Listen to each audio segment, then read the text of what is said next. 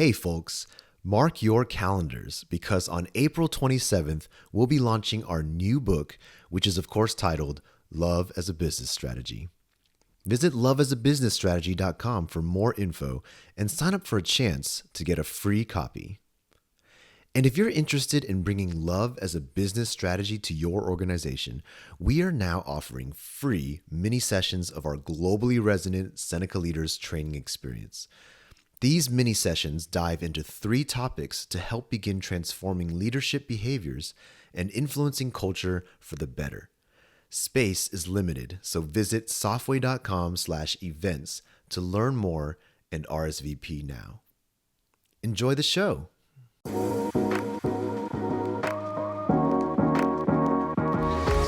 Hello and welcome to Love as a Business Strategy, a podcast that brings humanity to the workplace. We're here to talk about business, but we want to tackle topics that most business leaders shy away from. We believe that humanity and love should be at the center of every successful business. I'm your host, Jeff Ma. I'm just kidding. It's me. It's Frank. I'm the director at Softway, a business-to-employee solutions company that creates products and offers services that help build resilience and high-performance company cultures. Each episode, we're diving into one element of business or strategy and testing our theory of love against it. Today, we're talking culture, what it is, what it isn't, and how you can build a healthy and sustainable culture in your workplace. Today, we've got a very special guest. Chris, you are special. Chris is our VP at Softway, but I'm really talking about James. James Walker, everyone, welcome to Love as a Business Strategy. Thank you. Thank you. Glad to be here. James, I want to let everyone know a little bit more about you real quick. So James is a Senior Vice President, Digital Innovation Practice Lead in Weber Shandwick's Washington, D.C. office. James has been fortunate enough to work in a global capacity, tackling communications and marketing challenges with his team in the U.S., Switzerland, Hong Kong, China, Australia, Mexico, Brazil, and Mongolia, which we're going to talk about in a bit. He holds an MBA from the Stern School of Business at NYU and a BA in Communication from George Washington University. In addition, he is an adjunct professor at both George Washington University and Georgetown University. And he shares insight and strategies around tactics that can help communications and marketing professionals win via his podcast, One Quick Point. Okay, let me reintroduce you, James. Welcome to the podcast. All right. Thank you. Thank you. So Mongolia, we can get there now or we can get there later. Up to you. I actually want to get there in a few minutes because we do icebreaker questions around here. And okay. I think this is the right time to get the icebreakers done. Then we can jump to Mongolia and just go from there. So, Chris, I'm going to pick on you first. You ready? I'm ready. I'm always ready. Okay.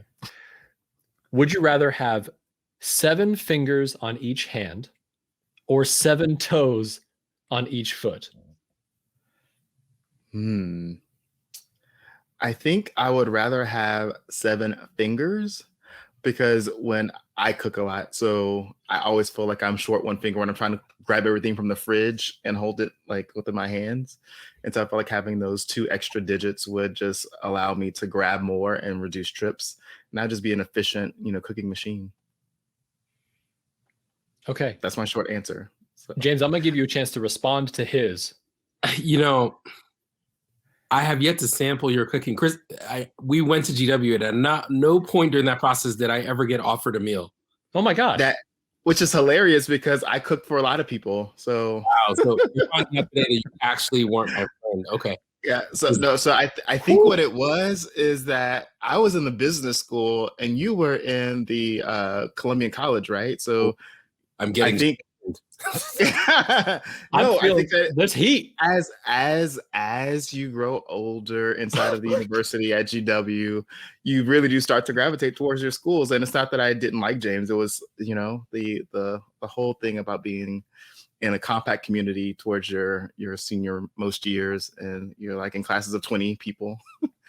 And maybe that was it, but I also think that, I can own up to and say that I should have invited you.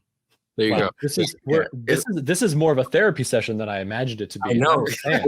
And closing the wound. Wow. We haven't even gotten to Mongolia yet. So James, let's talk a bit about your choice here. 7 fingers on each hand or 7 toes on each foot? Complete type of reverse background. I'm definitely picking 7 fingers because I'm size 14 shoe. Adding more toes there, I don't even know where we're going to end up with that. So let's just stick with the 7 fingers. I can type faster. We'll do it like that. There we go. All right, James, here's your question, and then Chris will give you a chance to respond as well. Would you rather eat no candy on Halloween or no turkey on Thanksgiving? Whew. That one is actually a challenge because I think I have more candy that I dislike than candy that I like. Okay. But my family is from the Caribbean, so like turkey is very optional for any meal. It's way more about goat and oxtail and jerk chicken and like everything else versus that. All right, I'm gonna go with no turkey on Thanksgiving. It's just not necessary. I'm sorry. I know that hurts a lot of people's hearts. It really is. It's actually getting smaller and smaller on my plate every year. It's about the sides. And Chris, you know, we've been sharing. Okay, Maggie, our producer, executive producer, Maggie said that's the right answer. So apparently that's the right answer. Chris, what about you? What are you thinking? Oh, I'm definitely skip the turkey. I have a sweet tooth naturally, but also growing up, I was never a fan of turkey. I always found it to be dry. So at my house, my mom always made sure we had other options away from turkey, even though she claims that she makes the best turkey. I can't vouch. I cannot validate. I am so sorry that her business is now out there on the streets. But I have always gone for ham, or we'll have like a roast or fried chicken, even like anything but turkey is typically it. Now, I will say that in recent years, Honey Baked Ham Company has a honey baked turkey that is actually very delicious. And we've come to now grow into using or eating and having that at the table. But I could skip that if it meant that I keep my Halloween candy. There you go. I like it. Okay, there we go. We're ready to rock. So, James, let's talk about Mongolia. Okay. So what I tell people from time to time is the best way to explain myself is that I feel like sometimes I'm in a movie trailer. Okay. And I have to answer 2 questions. Where am I and how did I get here? Usually followed by a quick third, which is where am I going next? And the Mongolia situation was definitely that. It was one of the things that was intentional right up until I found out I would have to go to Mongolia. So I was working at this agency in DC that was global. And so they had an exchange program. And I applied for it and I got it. And people thought it was a big deal because I got it in my first year working there. And I went to China. Loved it. It was my first time in Asia. But while I was in China, I started to realize, wait, there are teams in places where we don't have offices. What are they doing? This is interesting. And so I found a way to get onto the list. And there was a list of like, oh, well, these people get tapped for these projects. And so I got on the list, and the first place they were going to send me was Kazakhstan. And I was like, I'm not really sure about this. This was around 2010. You know, there's the wars, things happening not far from there. I don't know.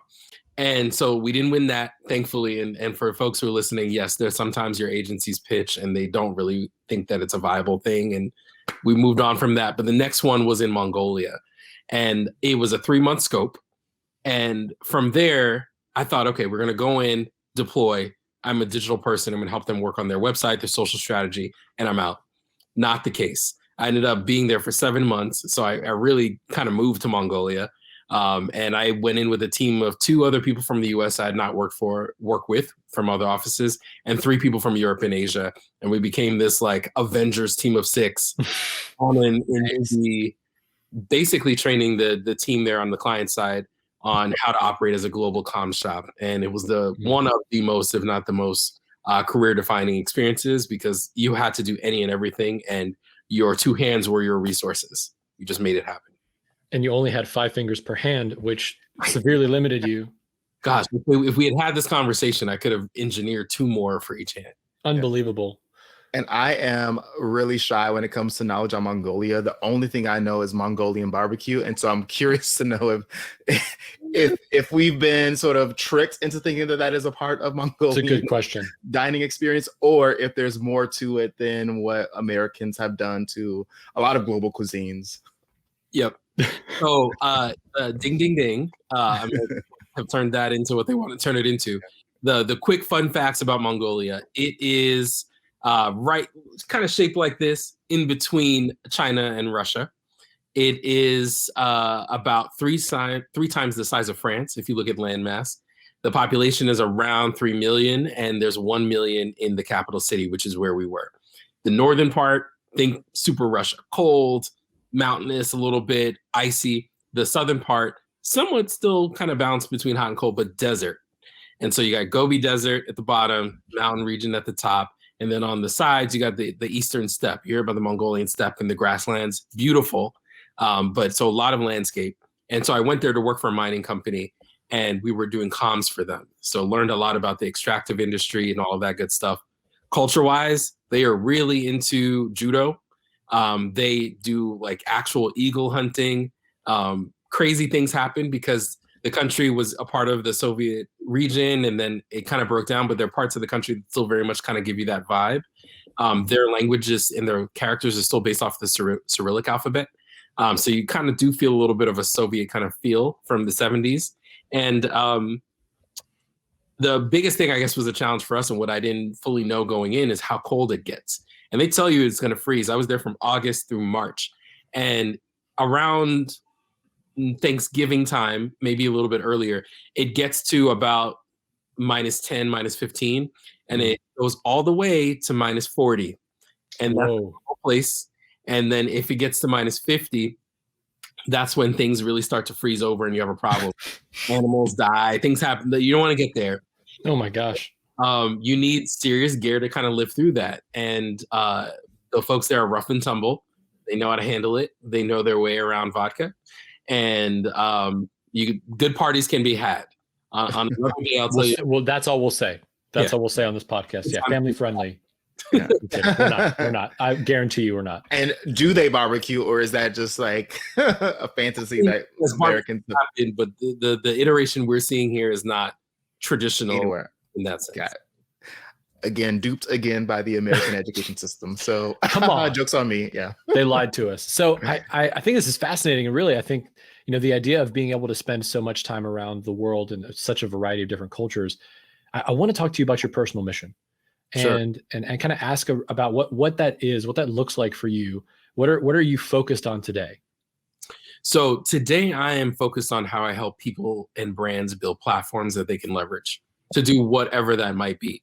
I think early on in my career, even almost before I got into it, I was attracted to agency primarily because you get a variety of experiences where you can help people and brands do great things.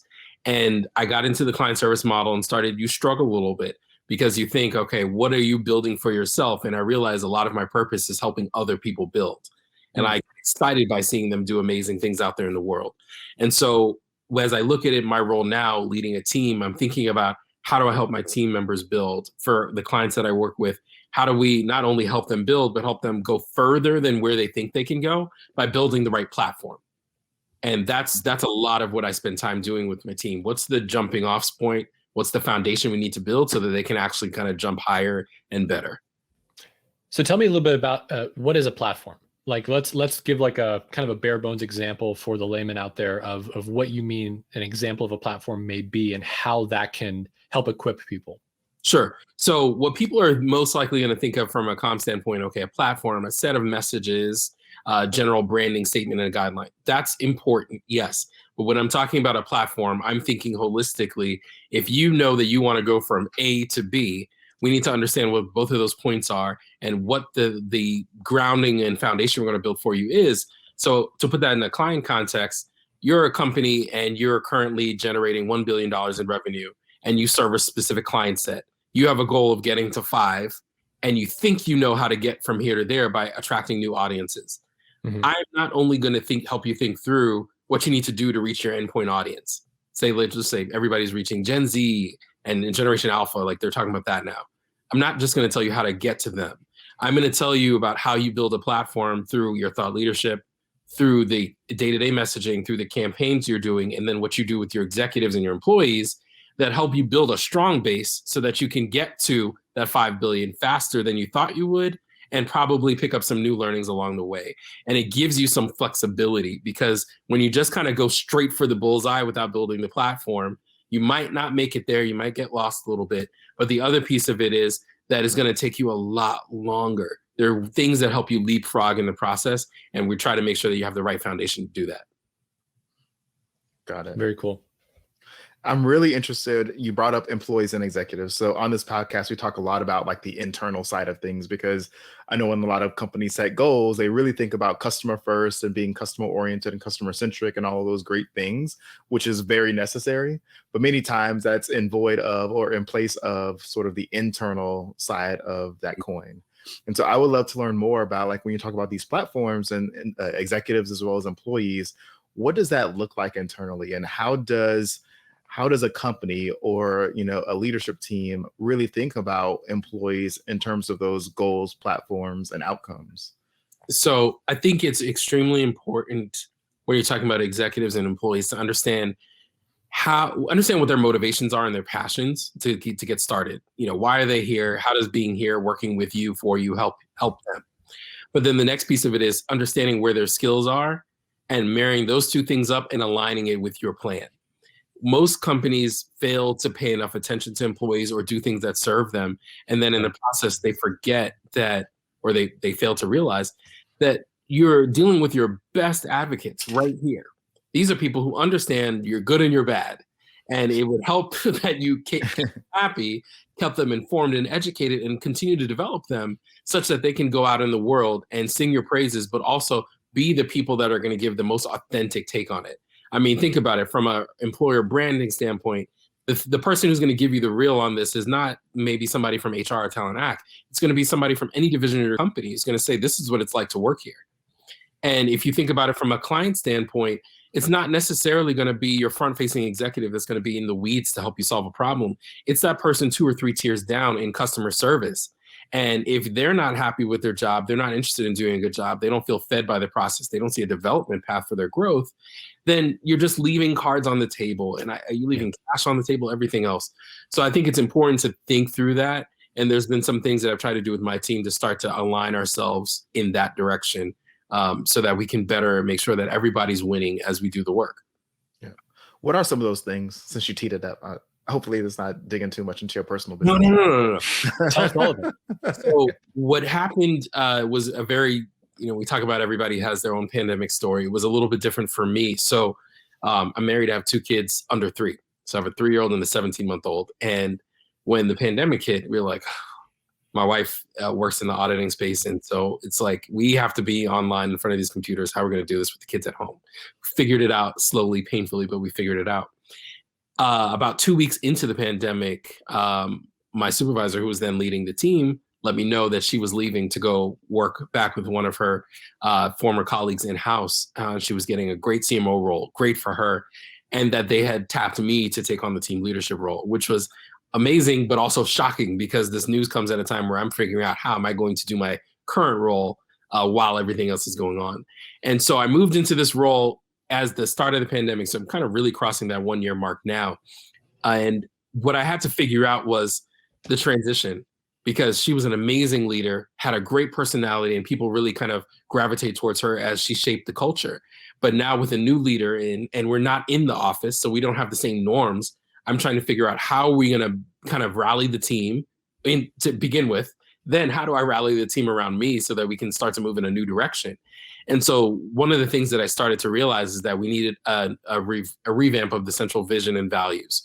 So we had a good think. I created a little small task force, and we started working through what that was, and we rolled that out. So we have a new mission and vision for the organization. The values are the same as the larger company, but our specific digital remit, we needed to define better and get some more buy-in with that. But also some things that I didn't realize during the pandemic from an employee standpoint, you just have to do. We're focused on billable hours. We're focused on getting the work done, making sure clients are okay. Sometimes we forget about us and our culture, and it's easy to do when you're together in the office, but when you're remote, it has to be more intentional. And so we started having some more fun days. And the easiest thing to do when you're in that mode is to cancel your team meetings, because, this is just admin time. We need to get the work done. We don't have time for status. And I had to curtail that and say, okay, no, we're not going to do the maybe we have it this week, maybe we don't. We're doing it every week. And what the difference is that we're going to be intentional about who we bring in. So it's also an educational opportunity for people on the team. But every 4th week, that meeting is just going to be a fun meeting. So one of the things that we did for Christmas, I bought them a gift. We got them masterclass subscription so people could watch that and further their own development on their own time. But for one session, we watched Masterclass. For another session, we did a yoga session. We recently just played Family Feud as a group. And we've done trivia as well. And I think it's helped people not only realize that it's okay to take a break with your team, but it's also been a good breather for folks to realize that it's still fun to kind of hang out with your coworkers, and it's okay, and the work will get done and all of that good stuff. So that's some of the things we've done to help put that together from a fun and culture standpoint.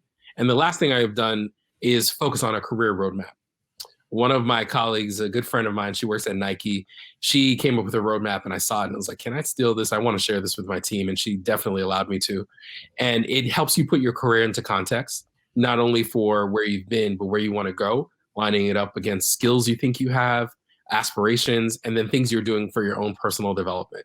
So it is your kind of walking 360. I would say you can kind of place it on the table as a placemat and look at your career and have an idea of exactly what you want to do. So working through culture, working through fun, and then working through a holistic view of professional development has helped me prioritize the team. And I think they're starting to lean in more and show up more because they know that I truly care. So we think love as a business strategy, paying attention to that culture is something that I hope is translating for them. Yeah, I think that's fantastic. And I love the idea of, the too many meetings. Actually, I was joking with Maggie just before this because we're like, it's really hard to get lunch. Like lunch is a hard thing because there's meetings and you have to I was making a sandwich in our last meeting, Chris. I don't know if you noticed, but I was full on preparing a sandwich, full bag of Lay's potato chips in the sandwich. That's how I roll, by the way. But I think that's very interesting. Like the idea of bringing that a little bit of levity, a little bit of kind of the human side. I want to ask you a little bit about your mission and vision. You said that you kind of revamped and retooled them for your specific area. How do you rally and reinforce around that mission and vision in your culture? How do you make that part of your conversations? Sure. So a lot of what we do in our day-to-day work is helping clients come up with an idea or the right strategy, and then we figure out if we're going to partner to execute. Sometimes they do it themselves. Sometimes they lean on us. And so what I found is what people were getting lost in is that it was feeling monotonous. It was day-to-day, it was unrelenting, and they had lost a little bit of the purpose in the work. And where we netted out through our conversations, I did a survey online. I then did focus groups a little bit. And then the task force came together and we discussed it. We got to a place where we saw that we're really here to help execute and create life-changing digital solutions. Now, what does that mean? Sounds big and lofty, but there's purpose in everything. So one of our clients is a very large mail and shipping client that's been in the news throughout the election. And they're usually a brand you don't hear a ton about, but they have blue boxes everywhere. And okay, got it, understood. Yeah. One of the things that you have happen is especially when you're working on a B2B side of things, you get really struck in, okay, I just need to hit the client with the right information to help them make the right decision. And that's about value, and that's about everything else. But what we realized, and I think the collective team started to see over the past 18 months, is that this brand we're supporting is at the core of almost every person in America. Somebody's receiving a letter, somebody's receiving a package. There's a carrier touching it. There's somebody who's an essential worker that's out there during a period when many of us are holed up, that are making sure that we all stay connected as a nation and as person to person. And so the work that we're doing for them is not just to help increase their customer base. It's also this connection from person to person in America. And so our life-changing digital solution is that our client is helping people stay connected. It's helping people get medication. It's helping people vote. There's so many different things that are baked into that work. And what I wanted to do was orient people around that is what we're really here to do. So in some cases, that would be something I'd remind people of in our meetings. In other cases, when we had a win, I'd remind them of that or show them that win and show them what the tangible impact was. We also do a ton of work in social. So sometimes the comments help you. Yes, there are a lot of customer complaints, but then there are a lot of people who love the brand and they tell you amazing stories about something that happened that their carrier did or something that they really needed. And they're just happy that people were there to help them. And sometimes you need a little bit of that external reinforcement for you to feel value in what you do every day. So I try to find opportunities for that. Oh. I never knew all that went into sort of working for the North Pole. So thank you for sharing. Yeah, Santa Claus needed some help, yeah, for sure, 100%. That was clearly the brand that I was hearing. She's a tough one. Yeah, I can imagine. No, like that all like is really thought provoking, and I think many clients that we've talked to, as well as listeners that we've had the chance of meeting with and listening to, they struggle with that sort of team morale and motivation and inspiration, especially again this past year. But even beyond that, like in this new normal, what does that mean being sort of hybrid? You know, if that's going to be the situation that you're in, what does it mean to stay remote if everybody else is sort of in the office? I think there's really going to be a lot of those conversations happening and having sort of real tools or real sort of things that you can do versus just the conceptual, like be vulnerable, right? Like that's great, but that doesn't always translate into action or, you know, knowing what to do. We'd love to see if you guys have started venturing into that. Like, what does the next new normal look like post, you know, COVID? Right. So for our company, they've already announced that they're going to have a hybrid model for not for everybody, but for many people. The model will look like a 60-40 split.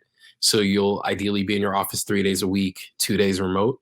And I think they're still working out the kinks. They mainly wanted to announce that that's an approach that can be taken when we're ready to go back. But in the interim, there's been some things that we've tried to do. Once I realized, and a few other folks realized, it's going to be longer than a year as we work through this.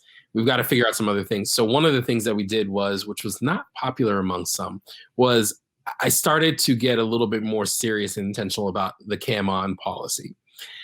We really didn't have one, and it was more so like, it just keep your sanity for the first year. If, you know, and I had it there, you know, my kid, I have one kid here, somebody's crying, this, that, not great to be on camera. And I remember my son when he was very little, I remember I changed his shirt 4 times in a day because he spit up on every single one. Like, I can't do this. But so the part about getting on cam, though, was more so that people need to see each other. There was a point when, you know, there's some people that I'm working with that I hadn't seen in a month. You know, I don't know where you are, and you come on camera and I'm like, oh, your hair is now down to here and you got a different look. That's great. It's amazing. It's part of that connection that you can have when you see people. The other thing that we started to look at is how we staffed, because a lot of the work was done geographically unless you had a specific skill set. And I sit in DC, but I oversee the team working in Dallas and Baltimore. And so what we started looking at, and we're still doing now, is thinking through how we better connect those teams. So you might have somebody in Dallas who's going to be overseeing projects that's led by a largely DC team, so that there's more ways for people to have natural connections throughout their day. And then the last thing to kind of push on a little bit on the normal pieces. Now, I have a big bias now, but I started sending things in the mail. And it'll be a little bit of a surprise to folks. So I don't know if people on the team will see or hear this by that point. Maybe they will have received their package already. But I've started leaning into kind of surprising people because so much now is digital. How do we get something physical that can be a little bit of surprise and delight?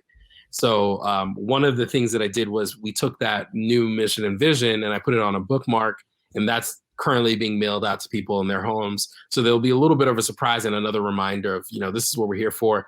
Thanks to you for being the embodiment of that. And thanks in advance for your support as we build and grow. And so just trying to figure out how to have different touch points with people.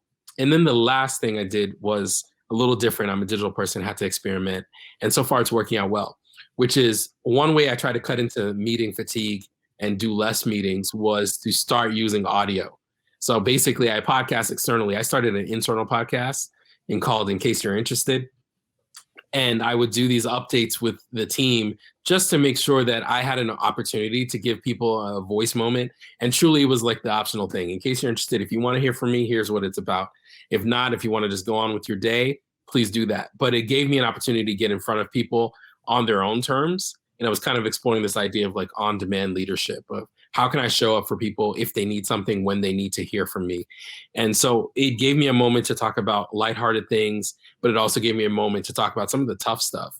So when we're working through, the murder of George Floyd and other big things that happened in 2020, I was able to get a message out to folks when you wanted to get to them, but it wasn't feasible to try to get 27 people in one place for a meeting.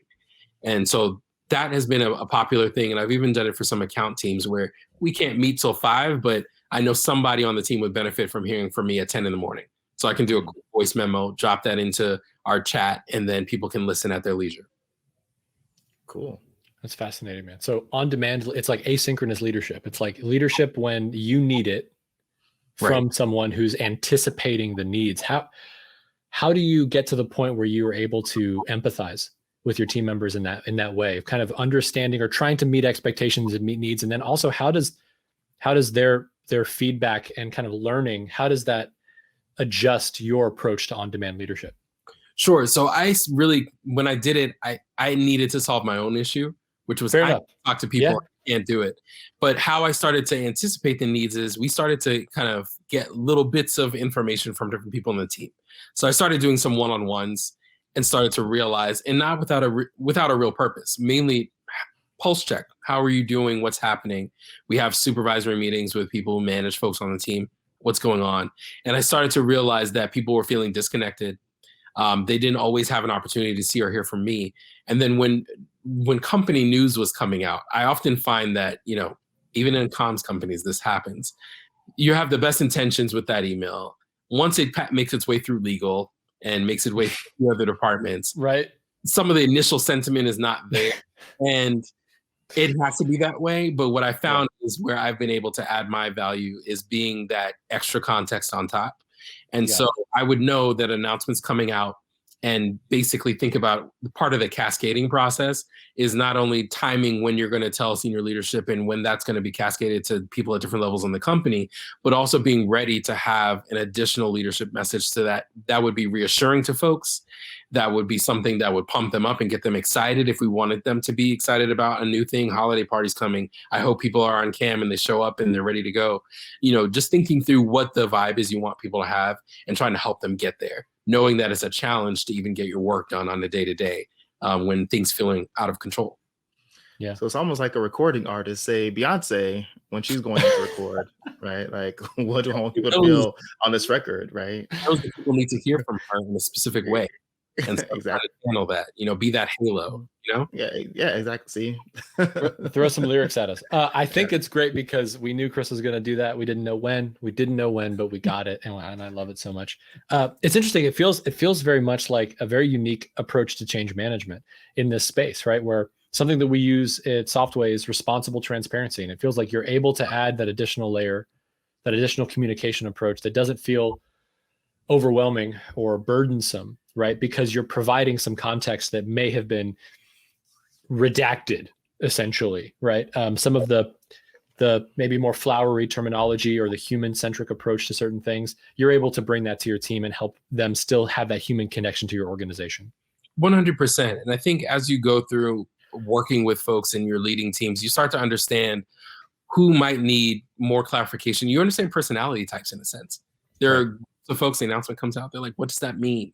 There's some people who are going to be anxious about it. So just making sure that you're paying attention to what your employees' needs are and how you can be of help in getting them to a good place.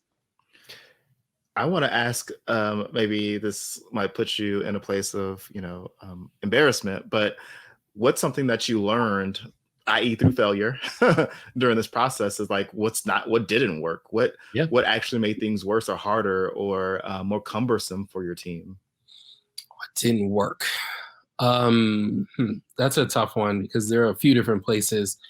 The one that I would say really, if I'm thinking about, okay, this just didn't hit the way I thought it was going to, was really trying to rally everyone at the same time around new initiatives. So I mentioned, okay, we rolled out this mission, vision, and values, but there have been other things that we're working through from a skills training perspective from others. And what I realized is that my leadership style and theirs and how they work with everybody is a little bit different and it's misaligned. And some of it is because we're apart. We can't gather in a conference room and hash something out. So it needed to be on everybody's own terms. So this idea of me doing these audio updates, this podcast, that was a reaction to a failure of me saying, okay, here are our priorities. I've released it to the team, assuming the same way we would rally if we're all together, we're going to do that. And then tomorrow when we come back together, it will have progressed. No, not everybody's on the same schedule. And in some cases, based on people's work environments, their home environments, not everybody has more to give. And so figuring out how to break things down into smaller groups, that's how we did the Mission Vision Task Force. There was a small group of people that had passion for it. They were interested in that, but they also had the time to give to it at that time. Then when we're working through skills training now, there's a different group that's working on that in a very specific way. And I'm able to basically delegate some of the interest in building out the needs for the team and then still being able to support them while there are other things happening going on. So it's made me have to pay attention to the needs of people at specific times and what they could really give to the process. Whereas before we could look at the whole leadership team and hash everything out together. It doesn't work that way. And now that we're going to be remote, it might continue to be that. And we just rally on the key points and the big moments. But I'm kind of in many ways just watching all the various points and making sure that we're all moving in the right direction. Wow. Yeah, I can imagine quite a few people are listening to this going like, these are great ideas. These are very tangible, unique approaches to sustaining culture, to building culture. Because everything you talked about had nothing to do with perks and benefits. Everything you talked about had to do with bringing people together, connecting humanity, right? And that is culture, right? That's what you're trying to build. And so I think you've given some incredible examples, tangible examples of how organizations can continue to drive their culture forward, even in uncertainty. It's been a big learning. So I'm still learning. And I think it's part of the process. As we go through every phase, we figure out something new about it. But I found that at each turn, if you can prioritize the employees and what they need in order to get their work done and to build their career, that's the other piece, bigger than the work sometimes. That they'll give more and they lean in more. And some of it is just amazing to see how things have changed in a year in a way that I think, if we were in the office almost, I don't know if we would have gotten here. I think it's pulled on people in different ways. And, it's unfortunate what it took to get here. But in many ways, when people talk about the new normal and hoping that it doesn't all go back to the way it was, this is one that I plan to continue as we look forward to what's to come towards the end of this year and into next, of thinking through how we can make sure that everybody's kind of moving on all cylinders, but in customized ways to them that serve them, but also serve the greater team. Yep. And I like hearing that some of the things you're doing, like when you think about inclusive leadership and, trying to build spaces that people belong in, but not just belong in, but they can own and run with, but they don't feel left out from this other space that maybe another group is more passionate about or is running, and they have that trust. Like you start sort of seeing this microcosm, so to speak, of what it looks like to have a truly inclusive workspace, even if the rest of the business can't scale to that, or other silos and across the organization are still going through their journey. I think this is a really interesting sort of perspective and sort of use case and case study around what does it mean as a leader, within your remit, to have the ability to build that inclusion, that sense of belonging, and sort of build the behaviors on your team that may serve the team, but not necessarily the full organization, because of the scope that you have, because of the work that you're doing, and because of the clients you serve. Definitely. Agreed. Well, I actually have one more quick question for you. You have an internal podcast, the In Case You're Interested podcast, but you also have an external podcast, one that all of us can listen to. Can you, before we close, give us a little kind of a brief elevator pitch of one quick point and what that podcast is and how we can connect to it? Sure. So One Quick Point is a strategy-focused podcast, 100% dedicated to the tools and tactics that comms and marketing folks can use to win. And when I say win, you figured out what your strategy is, but you really are going for it. You don't have the ability to do everything under the sun, but if you pick up one episode, you listen to it, the idea is you're going to pick up something that's going to help propel you forward. And you can access it on Apple Podcasts. It's available on Spotify. So those are two main places you could go to listen to it. And what I do is I feature a conversation much like what we're having here with a guest. And we've had everybody from strategists that have worked at Apple and are working for Dollar Shave Club down to marketing folks and comms and PR folks from a range of agency environments, tech platforms and tech companies, and even some in-house roles. So really, it's kind of your community speaking to you if you're in the comms and marketing space about what you can do to be successful and what you can do to win. It's amazing. Well, everybody, hit that podcast up, please. Thank you. It sounds fantastic. And here at Love is a Business Strategy, we're posting new episodes every Tuesday. Is there a topic, maybe a business topic, maybe other topics that you'd like us to cover? Let us know at softway.com/labs. That's LAABS. And if you liked what you heard today, please do leave us a 5-star review and subscribe on Apple and Spotify. And if you know someone who might enjoy this content, don't forget to share the love as a business strategy Pun intended. James S. Walker, thank you so much for your time today. It was an absolute pleasure. We'll see you all next week.